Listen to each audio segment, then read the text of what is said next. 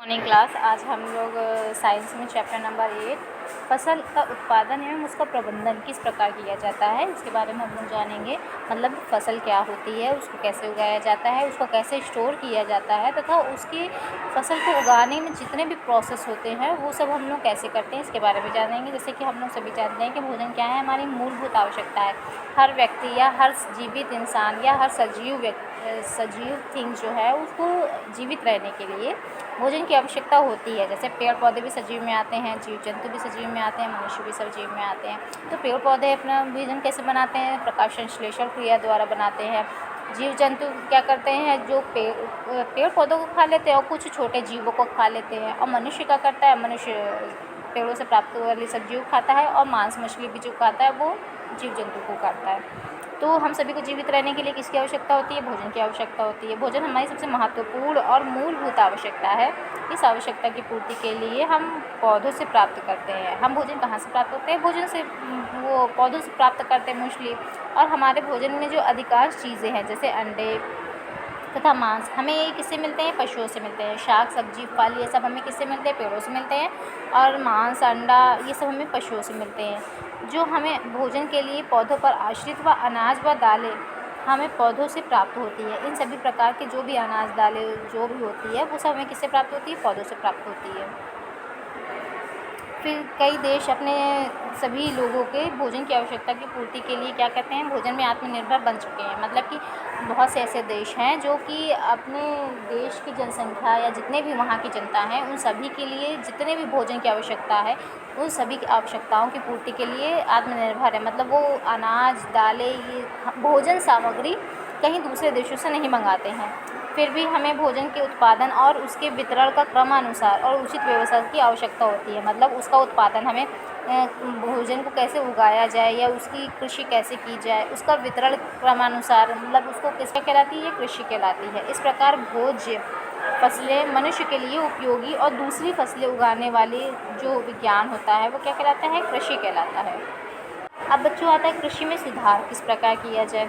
कृषि विश्व का सबसे बड़ा महत्वपूर्ण उद्योग है। इससे बड़ा कोई उद्योग ही नहीं है, क्योंकि कोई भी चीज़ की खपत अगर कम हो रही है तो एक भोजन ही है जो कि मनुष्य कभी ख़त्म कर ही नहीं सकता, क्योंकि उसको अगर वो जीवित रहेगा तो उसको भोजन उसको चाहिए ही चाहिए।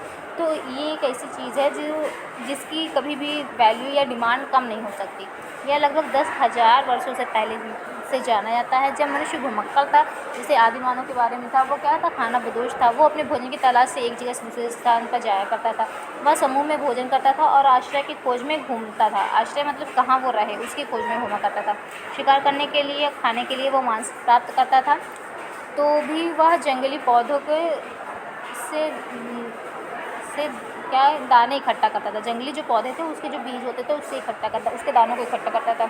वह पौधों के भाग यानी फल पत्तियां तना जड़ ये सब खा लेता था। धीरे धीरे लोगों ने क्या किया? जल स्रोतों के समीप रहना शुरू कर दिया। जल स्रोतों मतलब जहाँ नदी या तालाब जहाँ से उसको पीने का पानी मिल सके वहाँ पर रहना शुरू कर दिया। उन्होंने अपने साथ भोज्य पौधे उगाना शुरू कर दिया और इस प्रकार कृषि का जन्म हुआ। इसने मनुष्य के जीने के तरीके को बदल दिया। लोगों ने खेतों के चारों ओर रहना और बस्तियां स्थापित करना शुरू कर दिया। औद्योगिकीकरण मतलब धीरे धीरे जैसे वो इंडस्ट्रियलाइजेशन बढ़ा, धीरे धीरे कृषि का या किसी भी चीज़ का उत्पादन को एक बड़े स्तर पर किया जाने लगा। तो तकनीकी विकास ने जब साइंस का विकास आ गया, उसके विकास के द्वारा मनुष्य ने औद्योगिक वैज्ञानिक विधियां अपनाकर तकनीकी में सुधार करके भोज्य उत्पादन किया। ये विधियां जनसंख्या बढ़ने से भोजन की आवश्यकता बढ़ने से बढ़ने लगी। मतलब जैसे जैसे हमारे देश की जनसंख्या बढ़ती गई, जितने लोग बढ़ेंगे उतने ही भोजन की आवश्यकता बढ़ेगी। तो उन आवश्यकताओं की पूर्ति के लिए हमने किसका यूज़ किया या उसके लिए तकनीकी विज्ञान और तकनीक का प्रयोग किया, जिससे कम समय में ज़्यादा उत्पादन किया जा सके। कृषि की बात आगा जिसमें सब्जियां फल फूल सजावटी पौधे उगाने के बारे में किया जाता है वो क्या कहलाता है? उसे उद्यान विद्या कहते हैं। अब बच्चों आता है कृषि की क्रियाएं, मतलब कृषि किस प्रकार से किया जाता है या उसकी जो कृषि करने की है वो कितने स्टेप में पूरी होती है। तो विभिन्न प्रकार के पौधों और फसलों को उगाने के लिए विभिन्न प्रकार की आवश्यकताएं होती हैं। अलग अलग पौधे होते हैं, उसकी अलग अलग आवश्यकता होती है। स्वस्थ वृद्धि और अच्छे उत्पादन के लिए फसलों को ऑक्सीजन जल सूर्य का प्रकाश पोषण से भरपूर मिट्टी और कीटों से बचाव और कटाई के बाद उचित संग्रह की आवश्यकता होती है। जब पौधों को बड़े पैमाने पर उगाया जाता है तो उनकी आवश्यकताएँ क्या बढ़ती हैं और उसके उत्पादन में भी वृद्धि होती है। अब किसी एक ही स्थान पर बहुत तरह से पौधों से उगाना क्या कहलाता है? बहुत से पौधों को उगाना, मतलब किसी एक एरिया एक्वायर कर दिया, उसमें एक ही टाइप के सारे पौधे को लगाना क्या कहलाएगा? फसल कहलाएगा। किसी फसल को अच्छी तरह से एक ऋतु में उसके तापमान, आर्द्रता और वर्षा के आधार पर उगाया जाता है। ऋतुओं के आधार पर फसलों को 3 वर्ग में बाँटा गया है। एक है खरीफ की, दूसरी है रबी और तीसरी है बागवानी। तो खरीफ की फसल में क्या आता है? इस फसल को वर्षा ऋतु में बोया जाता है। इसमें धान, मक्का, सोयाबीन, मूंगफली और कपास आते हैं। इसमें पौधों को अत्यधिक वर्षा की आवश्यकता होती है, इसलिए इसको वर्षा ऋतु में उगाया जाता है। इसमें सिंचाई के लिए कम जल की आवश्यकता हो, जो वर्षा का जल होता है वो खेतों में भर जाए और उसकी जो आवश्यकता है उसकी पूर्ति हो जाए। धान एक ऐसा पौधा है जिसके लिए जल की अधिक आवश्यकता होती है। इसके लिए पहाड़ों पर ढालूदार खेत बनाए जाते हैं, जिसको क्या कहते हैं? सीढ़ीनुमा खेत कहते हैं। सीढ़ीनुमा खेत पे क्या उगाया जाता है? धान उगाया जाता है। इन खेतों में पानी सरलता से धान की जड़ में पहुंच जाता है और पानी की अधिकता और नम जलवायु इस फसल के लिए पर्याप्त होती है। ये देखिए बच्चों, कपास खरीफ की फसलों में ये सब क्या है? ये सब खरीफ की फसलें हैं।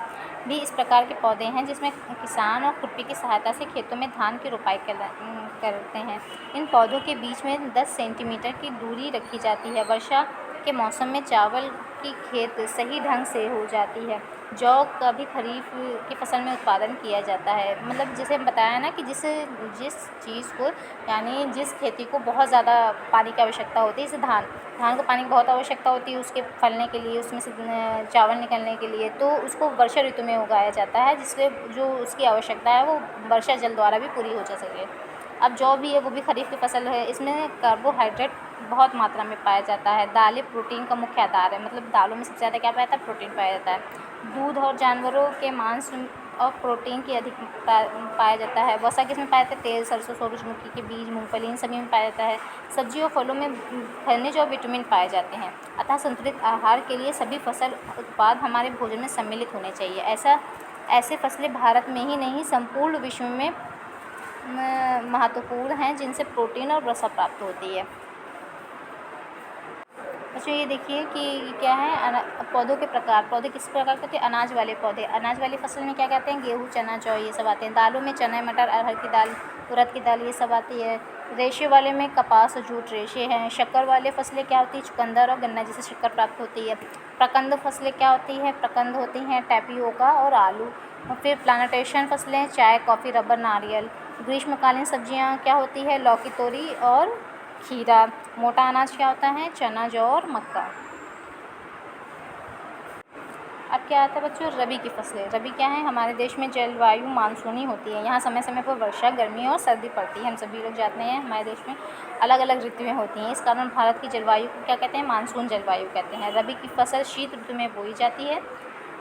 इसमें गेहूँ, चना, मटर, सरसों, अलसी, ये सारी पैदावार की जाती है। इन फसलों को उगाने के लिए कम वर्षा और ताप की आवश्यकता होती है। मतलब वो फसल जिसको उगाने के लिए पानी की कम मात्रा और तापमान कम चाहिए होता है, उसको ठंड में उगाते हैं, क्योंकि जब ठंड पड़ती है तो एनवायरनमेंट यानी वातावरण, वायुमंडल का तापमान कम हो जाता है। जब तापमान कम हो जाता है तो उसके लिए उपयुक्त उसको तापमान मिल जाता है और कम पानी रहता है और उसकी पैदावार अच्छी होती है। बच्चों, अब आता है बागानी फसलें। बागानी फसलें अन्य सब्जी में अंतर केवल यह होता है, सब्जी खाने योग्य पौधा है जो कि फूल, फल और पत्ती युक्त होता है। सब्जियां, फल और पुष्प सामान्यतः बागानी फसलों के अंतर्गत समूह में आती है और हमारे देश में कुछ फल, सब्जियां, सजावट वाले पौधे इसी श्रेणी में आते हैं। बागानी फसलों में क्या कहते हैं? फल, सब्जियां, सजावट करने वाले पौधे और पुष्प। फल में केला, अंगूर, अमरूद। सब्जियों में गोभी, टमाटर, पालक। और सजावटी में नागफनी और कर्टन। और पुष्प में चमेली, गुलाब। ये सारे जो होते हैं ये कौन सी फसलें कहलाती हैं? बागानी फसलें कहलाती हैं। अब कृषि के सामान्य तौर तरीके क्या होते हैं? कृषि के सामान्य तौर तरीके होते हैं कि फसल को उत्पादन के लिए खेतों में फसली पौधों को उचित विकास के लिए तैयार किया जाता है। अच्छी फसल को उत्पादन करने के लिए फसल का चुनाव, अच्छी मृदा का चुनाव, अच्छी गुणवत्ता वाले बीज, फसलों की उचित और समयानुसार सिंचाई, खरपतवार तथा कीड़े मकोड़े की सुरक्षा, समय समय पर अच्छी खाद का प्रबंधन करना, खेती में काम आने वाले कल यंत्रों का आवश्यकता अनुसार प्रयोग करना, इन सभी तरीके से हम कृषि को सामान्य मतलब हमारे इन सब चीज़ों का ख्याल रखकर हम किसी भी फसल का बहुत अच्छी तरह से उसका उत्पादन कर सकते हैं और अपनी आवश्यकताओं की पूर्ति या जो लोगों की आवश्यकता जो भोजन की पूर्ति होती है उसकी आवश्यकता की पूर्ति आसानी से कर सकते हैं। अब बच्चों आता है कृषि के लिए ट्रैक्टर। अब कृषि के लिए सबसे पहले क्या क्या किया जाता है, कितने स्तर के बाद कृषि कंप्लीट होती है। तो भारत में सरकार द्वारा किसान को क्या कहते हैं, सस्ती दर पर कल यंत्र मतलब अनेक उपकरण खरीदने के लिए बैंक उसको ऋण देती है, लोन देती है।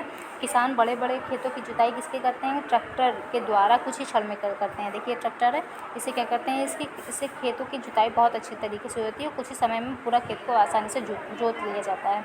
जिस खेत की जुताई में आज से लगभग 10 से 15 वर्ष पहले कई दिन या महीने लग जाते थे, आज एक ही व्यक्ति ट्रैक्टर के द्वारा बहुत कम समय में खेतों की जुताई बहुत आसानी से कर सकता है। अब मृदा या पाटल कैसे कहते हैं, मृदा पाटल या पटरा, इसको क्या कहते हैं, इससे मिट्टी को क्या करना है, प्लेन करना है। तो इसके लिए क्या किया जाता है, यदि मृदा अधिक शुष्क हो, मतलब जो मिट्टी है एकदम सूखी हो, तो किसान को जुताई करने में परेशानी होती है, जिसमें क्या बनता है, जो मिट्टी के बड़े बड़े ढेले बन जाते हैं, बाद में इसको तोड़ना पड़ता है। यह कार्य पटरा या पाटल करने की कहा जाता है, मतलब मिट्टी को बराबर करना। तो जो बड़े बड़े ढेले होते हैं उसको तोड़कर उसको प्लेन किया जाता है, जिसमें जुताई आसानी से हो सके और खेती अच्छे से हो सके। फिर बराबर करना, खेतों की जुताई के बाद उनको बराबर किया जाता है, जिससे खेतों की मिट्टी एक जैसी दिखाई देती है। इसमें बीज बोने में कोई असुविधा नहीं होती। इस प्रकार मृदा बीज बोने के लिए तैयार हो जाती है और खेतों में बीजों का कार्य किसान हाथों या बीज भेदक, जिसे सीड ड्रिल कहते हैं, इसकी सहायता से करता है। यह एक लंबी नली होती है जिसके ऊपर एक कीप जैसा सामान एक वो होता है, कीप जैसा आकार का बना होता है। इसे हल या ट्रैक्टर के पीछे बांध दिया जाता है। इसकी सहायता से बीज नली के द्वारा मिट्टी में पहुंच जाते हैं। जब हल के पीछे बंधा हुआ सीड ड्रिल जब हल के पीछे जो सीड ड्रिल है बांध दिया गया है, वो खेतों के चारों ओर घुमाया जाता है, तो उसमें रखे बीज हल द्वारा बनाई गई नालियों में धीरे धीरे गिरने लगते हैं और इस प्रकार बीजों की बुआई हो जाती है। अब प्रतिरोपण या रोपण, ये क्या होता है, ट्रांसप्लांटेशन, इसे कहते हैं कृषक यानी किसान अधिकतर फसल की तैयार या बीज की आगे वाली फसल के लिए रख देते हैं। जो बीज होता है, फसल के जो बीज है वो अगली फसल के लिए रख लेते हैं और समय आने पर उन बीजों के पौधे तैयार कर लेते हैं। तैयार पौधे को छोटी छोटी क्यारियों से निकालकर बड़े बड़े खेतों में लगा दिया जाता है और पौधों को रोपित करके उचित समय में उसकी सावधानी रखी जाती है। पौधे ना तो बहुत अधिक दूरी पर रखने होने चाहिए, ना ही बहुत पास होने चाहिए। तो पौधे लगाते समय उचित गहराई होनी चाहिए, जिससे कि पौधे इन पौधों के जल और प्रकाश सही ढंग से पहुंच सके। अब आता है खेतों की निराई या सिंचाई करना। तो सिंचाई यानी पौधों के लिए पानी की आवश्यकता किसके द्वारा पूरी की जाती है, सिंचाई द्वारा होती है या वर्षा के जल द्वारा होती है। तो पौधे मिट्टी के बिना नहीं उग सकते, क्योंकि मृदा में एक ऐसे खनिज पदार्थ हैं जो फसलों के उत्पादन में बहुत प्रमुख स्थान रखती हैं। मृदा में मिट्टी के कण, पोषण, कार्बनिक पदार्थ, वायु, नमी, ये सब पाई जाती है। ये सभी पौधों की वृद्धि के लिए आवश्यक हैं। कार्बनिक पदार्थ, सूक्ष्म जीव, अपघटित कार्बनिक पदार्थ पौधों की वृद्धि के लिए सहायक होते हैं। सूक्ष्म जीव एक अपघटक की भांति कार्य करता है और जटिल पदार्थों को इसमें तोड़ देता है, सरल तत्वों में तोड़ देता है, जैसे कार्बन और नाइट्रोजन ये समय में बदल देते हैं। भूमि की ऊपरी परत जो गहरे रंग की होती है, उसमें मुख्यतः मृदा, पौधे, जंतुओं के अवशेष पाए जाते हैं। मृदा में पाए जाने वाले सूक्ष्म जीव मृदा को उपजाऊ बनाने में कई प्रकार से सहायता करते हैं, इसके लिए ये बहुत महत्वपूर्ण है। अब बच्चों इसके बाद आता है फसल पद्धतियाँ। तो फसल को उगाने के लिए जो कृषक अलग अलग प्रकार के क्रियाकलाप करता है, यानी अलग अलग प्रकार के कार्य खेतों में करता है, इससे पौधों की वृद्धि में सहायक होती है। ये सारी जो कार्य है ये क्या कहलाते हैं, कृषि पद्धतियाँ कहलाते हैं। इसमें सबसे पहले क्या है, मिट्टी को तैयार करना। जो कृषक है यानी किसान है, फसल उगाने से पहले अपने खेतों की मिट्टी को उलट पुलट करना शुरू कर देता है, जिससे क्या होता है कि मिट्टी के पोले या ढेले बारीक हो जाते हैं। इस प्रकार पौधों की जड़ों को जकड़ लेते हैं और जब मिट्टी पोली होती है तो फसल उगाने योग्य हो जाती है। इस कार्य में केंचुआ जो होता है किसान का मित्र कहलाता है। ये मिट्टी को उपजाऊ बनाने में सहायक होता है, जिससे सूक्ष्म जीवों की वृद्धि होती है और मिट्टी पोली हो जाती है। तो तब उसमें क्या बनता है, ह्यूमस बनता है। मिट्टी में खनिज, जल, वायु और कुछ सजीव होते हैं। इसके अतिरिक्त मृत पौधे या विभिन्न प्रकार के जंतु होते हैं। ये मिट्टी को पोषक प्रदान करते हैं। तो उलट पुलट की प्रक्रिया करने से क्या होता है, पोषक पदार्थ ऊपर आ जाते हैं और इस प्रकार मिट्टी खेती के लिए या फसल उगाने के लिए तैयार हो जाती है। अब बच्चों इसके बाद आता है बुआई करना। तो बुआई फसल उत्पादन का महत्वपूर्ण चरण होता है। किसान अपने खेतों में अच्छी फसल उगाने के लिए अच्छे किस्म के बीज आने पर बो देता है। मतलब जो अच्छी किस्म की जो बीज होता है वो बोता है खेतों में, और ये कार्य वो किससे करता है? सीड ड्रिल के द्वारा। या तो किसान अपने हाथों के द्वारा बीजों को बोएगा खेतों में, या फिर सीड ड्रिल जो एक मशीन होती है उसके सहायता से उसे वो आसानी से बो देता है। अब उसके बाद जो आता है खाद या उर्वरक। खाद और उर्वरक का हमारी फसल के उत्पादन के लिए क्या महत्वपूर्ण कार्य होता है? तो विज्ञान की प्रगति को देखते हुए अधिक से अधिक उत्पादन के लिए आज किसान और खेतों में रासायनिक खादों का उपयोग करता है। तो जो जैसे जैसे मनुष्य को अधिक भोजन की आवश्यकता हो रही है, तो उसके लिए क्या करता है? रासायनिक खादों का प्रयोग करता है, जैसे कि यूरिया, फास्फोरस, पोटाश, पोटेशियम। ये सब उर्वरक खेतों में डालकर मिट्टी की उपजाऊ शक्तियों को वृद्धि करता है, जिससे अच्छी फसलें उगती है। और मिट्टी में पोषकों की प्रतिपूर्ति या अन्य तरीका फसल चक्र अपनाकर किसान इस पद्धति को बनाने के लिए क्या करता है? प्रोत्साहित करता है। बच्चों, खाद और उर्वरक इसका उपयोग इसलिए किया जाता है जिससे जो मिट्टी की उर्वरक शक्ति है, जिससे कि मिट्टी में अगर उर्वरक शक्ति नहीं है तो वो बीज से पौधा नहीं बनेगा। तो इस उपजाऊपन को बनाए रखने के लिए वो खाद या इन रसायनों का उपयोग करता है। अब बच्चों आता है उर्वरक या खाद में अंतर क्या होता है? तो उर्वरक एक अकार्बनिक लवण या सॉल्ट है, और खाद एक प्राकृतिक पदार्थ है जो कि गोबर और मानव के अपशिष्ट पदार्थ से बना होता है। उर्वरक का उत्पादन फैक्ट्री में होता है, खाद खेतों में ही बनाई जा सकती है। उर्वरक से मिट्टी को ह्यूमस प्राप्त नहीं होता, जबकि खाद से मिट्टी को प्रचुर ह्यूमस प्राप्त होता है। ह्यूमस माने मतलब नमी बनाए रखती है मिट्टी में। उर्वरक में पादप जो होते हैं, पोषण तत्व जैसे नाइट्रोजन और पोटेशियम प्रचुर मात्रा में पाए जाते हैं। तो जो फास्फोरस खाद होती है उसमें उसके तुलनात्मक रूप में, मतलब इसकी अपेक्षा उर्वरक की अपेक्षा इसमें कम मात्रा में पाए जाते हैं। अब आता है खाद के लाभ क्या होते हैं? तो खाद से फूल पौधों का क्या लाभ होता है? मिट्टी में जल धारण करने की क्षमता अधिक होती है, मतलब मिट्टी ज़्यादा से ज़्यादा पानी को एब्जॉर्ब कर सकती है, उसको अवशोषित कर सकती है। खाद फसलों को पोषक तत्वों के प्रदान करती है।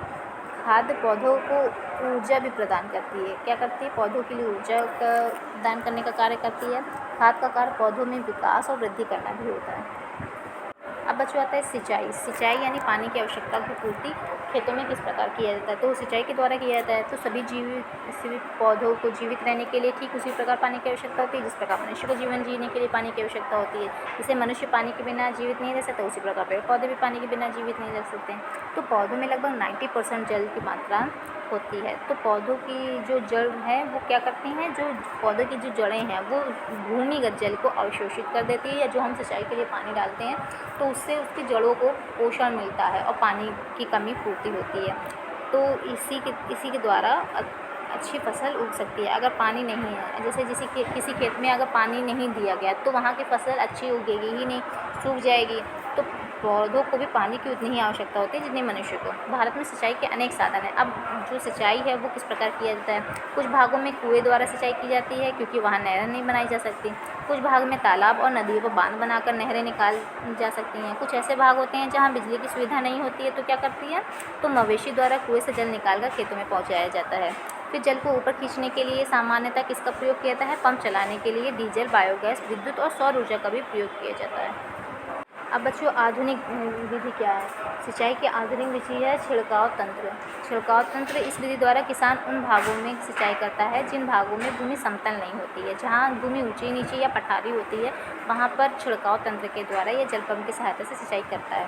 अब ड्रिप तंत्र क्या होता है? इस विधि में जल की जो बूंद रहती है वो बूंद बूंद करके पौधों की जड़ों में गिरती है, जिसे ड्रिप तंत्र कहते हैं। ड्रिप तंत्र देखिए, ये ड्रिप तंत्र है, ये छिड़काव विधि है। छिड़काव विधि जहाँ पर ऊबड़ खाबड़ होती है वहाँ पर इस विधि से द्वारा छिड़काव किया जाता है, और ड्रिप में बूंद बूंद करके इसमें जल जाते हैं। फलदार पौधे, बगीचे और वृक्षों को पानी देने का यह एक बहुत अच्छा तरीका है। इसमें पौधों को पूर्ण रूप से बूंद बूंद करके जल मिल जाता है। इस विधि में उन भागों में सिंचाई की जाती है जहाँ पानी की कमी होती है, जैसे कि राजस्थान का क्षेत्र। राजस्थान क्षेत्र में किस प्रकार से सिंचाई की जाती है? ड्रिप तंत्र के द्वारा की जाती है। अब बच्चों आता है खरपतवार से सुरक्षा, मतलब कि उस फसल को किस प्रकार से बचाया जाए। तो गेहूं के खेतों में खरपतवार की सुरक्षा बहुत ज़रूरी है।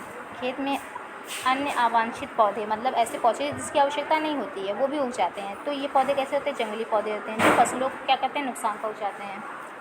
तो खेत में अलग पौधों को अन्य पौधों को हटाना क्या कहलाता है? खरपतवार कहलाता है। खरपतवार के लिए निराई करनी पड़ती है और रासायनिक क्रियाओं का भी उपयोग किया जाता है, जिसे खरपतवार नाशी कहते हैं। फसल को कोई नुकसान ना पहुँचे इसके लिए खेतों में डीडीटी का छिड़काव किया जाता है। अब कटाई या दामना या कटिंग या थ्रेशिंग क्या कहलाता है? जब फसल पककर तैयार हो जाती है तो फसल को जो किसान है वो फसल को काटता है। अब फसल को काटने से पहले उसको अच्छी प्रकार से उसकी देखभाल करनी चाहिए। ऐसा नहीं कि फसल पूरी रूप से पकी ना हो और उसकी कटाई कर दी जाए। तो क्या होता है, जो फसल पूरी अच्छी तरह से पक जाती है, जब देखा जाता है बहुत अच्छे से फसल तैयार हो गई, तभी उसकी कटाई की जाती है। किंतु आजकल विज्ञान ने नए नए तरीके या तकनीकी के साधन बना लिए हैं जो फसल को काटने में भी सहायक होते हैं। इसके लिए क्या किया जाता है? हार्वेस्टर का प्रयोग किया जाता है फसल को काटने में। देखिए बच्चों, फसल को काटने के लिए किसका प्रयोग किया जाता है? हार्वेस्टर का प्रयोग किया जाता है। इसी प्रकार फसल से दानों या बीज को अलग करने के लिए फसल को काटने के लिए हार्वेस्टर का यूज़ किया जाता है, हार्वेस्टर का। और फसल जैसे धान है, धान के बीज होता है ना, वो उसके कवर के अंदर से बीज निकलता है। तो धान भी कवर में होता है, गेहूँ भी बीज उसके कवर के ही अंदर रहता है। तो फसल से बीजों के दाने को भूसे से अलग करना, ये क्या कहलाता है? थ्रेशिंग कहलाता है। देखिए थ्रेशिंग के लिए यहाँ से बीज वो पूरी धान डाली जाती है और ये बीज के रूप में अलग हो जाता है। अब फसल का भंडारण किस प्रकार किया जाता है? जब किसान फसल को काट लेता है तो अनाज को ऐसे स्थान पर सुरक्षित किया जाता है जहां अनाज को नमी, कीड़े मकोड़े, घुन आदि से बचाया जा सके। यह कार्य एक बहुत जटिल समस्या है, क्योंकि अगर किसान इन सब चीज़ों से अच्छी तरह बचा नहीं पाएगा तो क्या होगा, उसकी फसल ख़राब हो जाएगी और उसकी सारी मेहनत बर्बाद हो जाएगी। तो किसान दानों में सबसे पहले अच्छी तरह से धूप से सुखा लेता है उसकी सारी नमी। जो धान है, जैसे अगर कोई गेहूँ है तो उसको अच्छी तरह धूप दिखा देगा जिससे उसकी जो नमी है वो सूख जाए। इसके बाद वो उसे जूट के बोरे में भरते हैं। वे धातु के बने बड़े ऐसे पात्र में रखते हैं जो बड़े पैमाने में भंडारण और साइलो अथवा भंडार गृह द्वारा किया जाता है। जैसे ये है, इसमें भंडार कर दिया जाता है। भंडार गृह ऐसा होना चाहिए जहाँ किसी प्रकार की सीलन या नमी नहीं होनी चाहिए। भंडार गृहों को कीटों और चूहों से भी सुरक्षित रखना चाहिए। अब बच्चों आता है जंतुओं से प्राप्त भोजन। हमें जंतु से कौन कौन से भोजन प्राप्त होते हैं? तो कुछ जंतु ऐसे होते हैं जो मनुष्य का भोजन होते हैं, जैसे जिनको एक स्थान दूसरे स्थान तक आयात निर्यात किया जाता है। समुद्र के तट पर होने वाले मत्स्य व्यवसाय, मतलब मछली का व्यापार, क्योंकि यहाँ पर मछलियाँ अधिक पाई जाती है तो लोग मछलियों को पकड़कर उनका मांस दूर दूर तक भेजते हैं। तो इससे वो धन कमाकर अपनी आवश्यकताओं की पूर्ति करते हैं। इसके अतिरिक्त जो पालतू पशुओं को रखा जाता है उनकी अच्छी प्रकार से देखभाल की जाती है। इसे क्या कहते हैं? पशुपालन कहते हैं। इस पशुपालन में क्या क्या किसे पाला जाता है? भैंस, गाय, बकरी, ऊँटनी, इन सभी को पाला जाता है, उनका व्यवसाय किया जाता है।